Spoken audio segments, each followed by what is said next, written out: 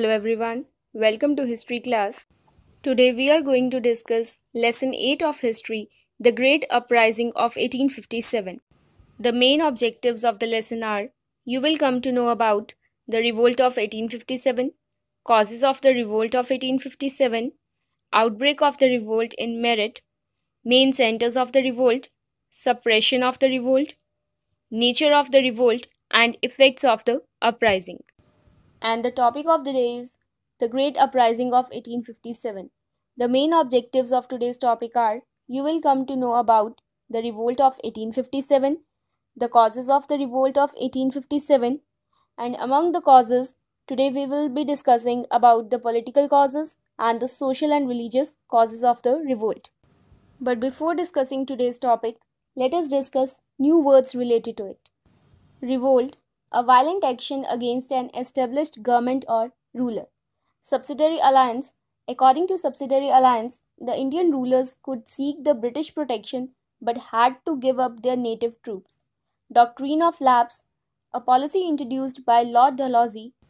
According to this policy, if any Indian ruler died without leaving a natural male heir to the throne, then the British would annex his kingdom. Successor, a person that succeeds another. Dynasty, series of rulers of a country who belong to the same family. Sati, custom of a widow throwing herself in the funeral pyre of her husband. Now, the topic is the Revolt of 1857. The Revolt of 1857 was the conscious beginning of the independence struggle against the British. There are various names for the Revolt of 1857. The Revolt of 1857 is known by India's First War of Independence, Sepoy Mutiny, the Uprising of 1857, the Great Uprising, etc. The revolt began on May 10, 1857 at Meerut as Sepoy Mutiny.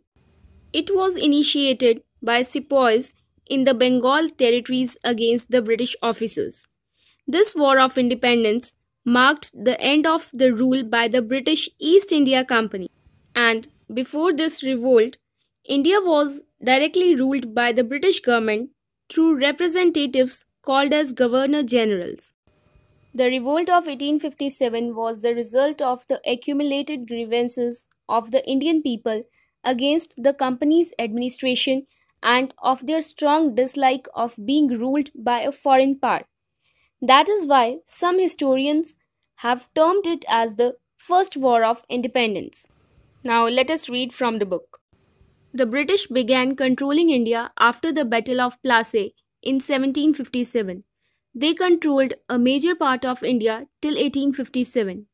Some parts were under their direct control, whereas others under indirect control, as the rulers of these parts accepted British supremacy.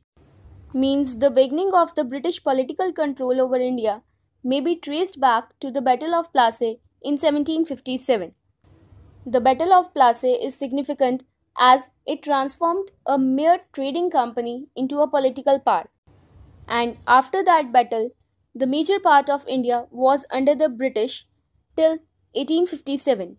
Many of the Indian states or territories were directly controlled by the British. On the other hand, some of the Indian states and territories were under the Indian rulers, but those territories were indirectly controlled by the British. That means the British had all the powers but no responsibilities, and the Indian rulers performed all the responsibilities but had no powers. And as there were no powers in the hands of the Indian rulers, so they had to accept the British supremacy. Different sections of the Indian society were not satisfied with the British policies and exhibited their anger through protests. Protests means disapproval or objection. As a result, several revolts started taking place in different parts of the country. But the British were able to crush these revolts as these were not unified. Unified means united. Means there had been earlier revolts of the Indian people against the British rule due to the discontentment and distrust that was simmering among all sections of the Indian society. This had resulted in several local risings in different parts of the country which had been put down by the British. As the Indians were not united at that time. The revolt of 1857 was the greatest of this series. It spread in many parts of India. Some historians have termed it as the first war of independence. Basically, the discontent burst forth into a mighty popular revolt in 1857.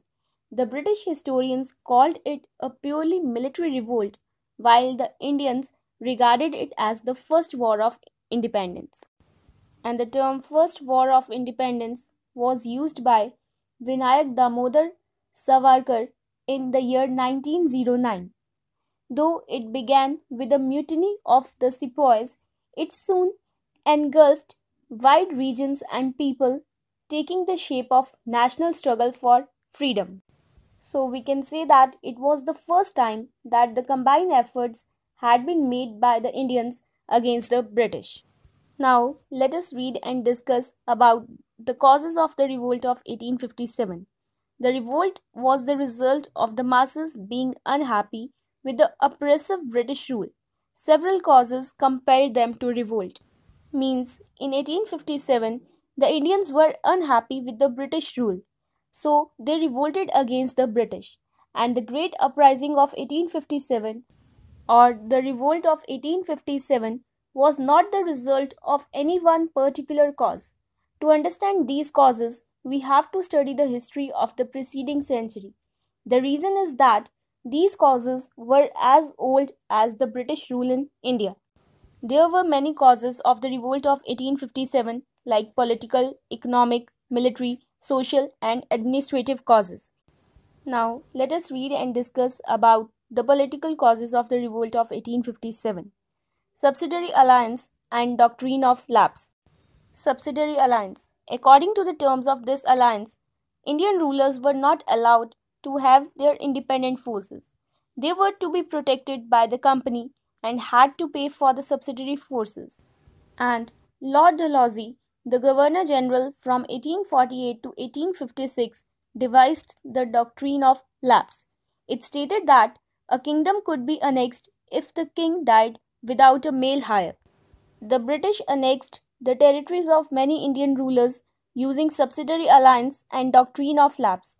They also discontinued the pension and titles of many rulers like Nana Sahib and Rani Lakshmi Bai of Jhansi that turned them against the British.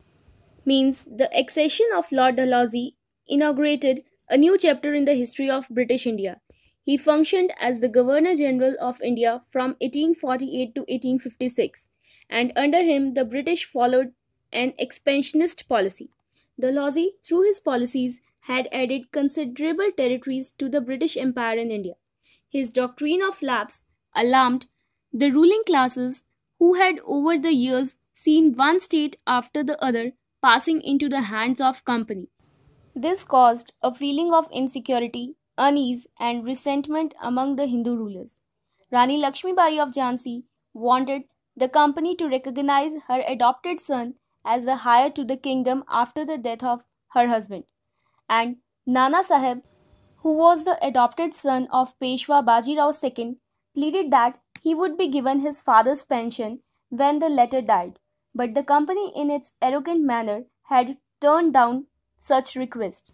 And as a result, the Indian people and the Indian rulers turned against the English. Nawab Wajid Ali Shah of Awadh, the present-day Uttar Pradesh, was deposed on the grounds of misgovernance.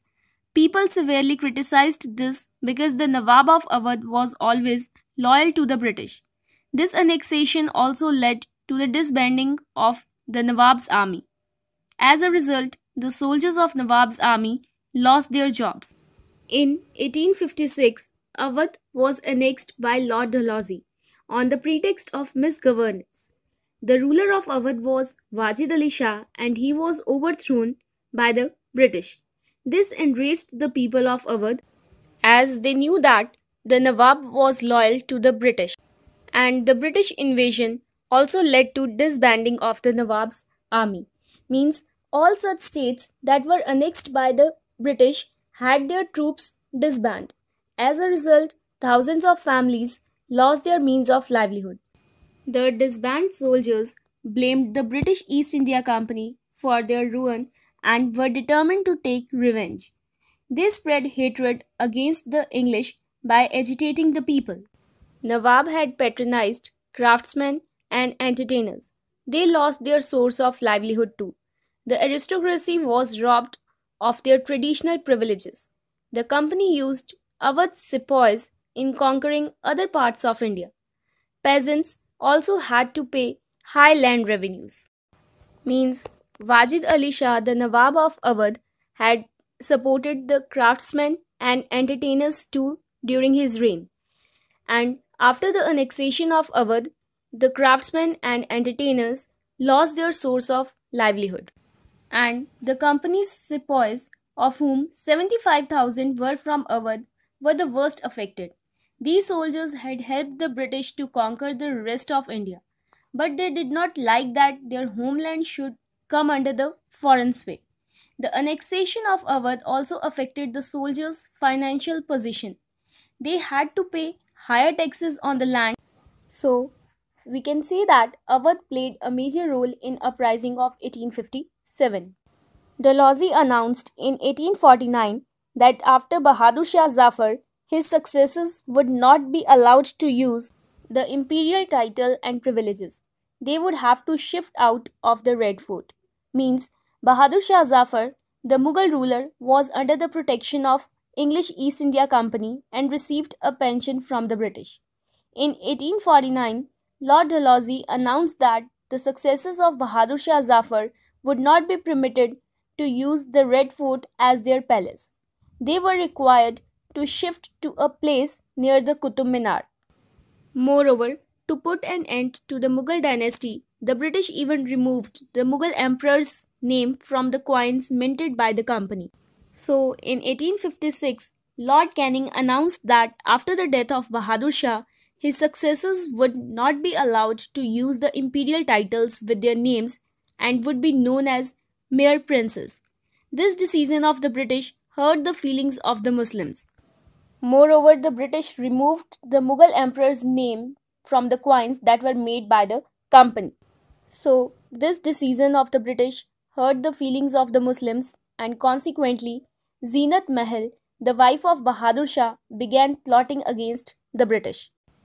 Now, let us read and discuss about the social and religious causes of the revolt of 1857.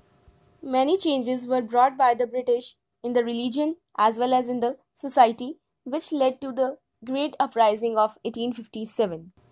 Indians were discriminated by the British. Indian people were given inferior positions in all services. Besides, Indians could not travel in first class coaches and trains. All these unjust practices caused discontentment among the people.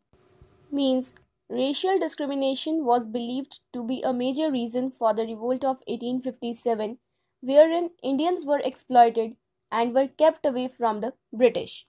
The Indians were not given the high ranks in any of the services, and even they were not allowed to travel in the first class coaches in the trains. So, all these unfair practices caused dissatisfaction among the Indians. The reforms introduced by the British alarmed the orthodox Indians. Orthodox means conservative. Governor General Lord William Bentinck declared sati an illegal practice in 1829. In earlier days, sati, a virtuous woman, was a custom where a widow has to immolate herself on her husband's pyre or committed suicide in another fashion. In simple words, sati was a custom of widow throwing herself in the funeral pyre of her husband. To improve the condition of women, they also introduced a law regarding widow remarriage. Means some of the social reforms introduced by the British in India were aimed at improving the conditions of the people.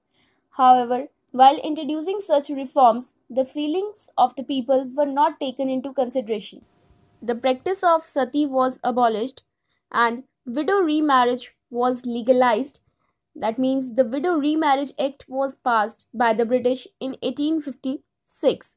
The people thought that the British were unnecessarily interfering in their religious matters and wanted to ruin their social order. So they became inimical towards the British rule. Women were even encouraged to take up Western learning. They even allowed women to own property. The British government supported Christian missionaries in India. Missionaries means preachers. They were involved in converting the people to their religion. Means the Christian missionaries adopted various forceful methods to spread Christianity in India. They made violent attacks on Islam and Hinduism. They began to interfere in Hindu and Muslim religious beliefs, customs, and traditions. They began to convert the Indians to Christianity by offering them jobs, rewards, promotions, etc. The government supported the activities of the missionaries, and instructions in Christianity began to be given in government schools and even in the jails. This was made easier after passing a legislation in 1850. Legislation means law. As per this legislation or law, a convert could inherit his ancestral property. At the same time, the British taxed the land belonging to temples and mosques. This hurt the religious sentiments of the people. Basically, the Religious Disabilities Act of 1850 changed the Hindu law of property. It enabled a convert from Hinduism to other religions to inherit the property of his father. The Hindus regarded this as an incentive to give up one's religious faith. And the religious sentiments of the Indians were hurt by the official policy of taxing lands belonging to temples and mosques. Such lands had been exempted from taxation by previous Indian rulers. The families dependent on these lands began to propagate that the British were trying to undermine the religions of India.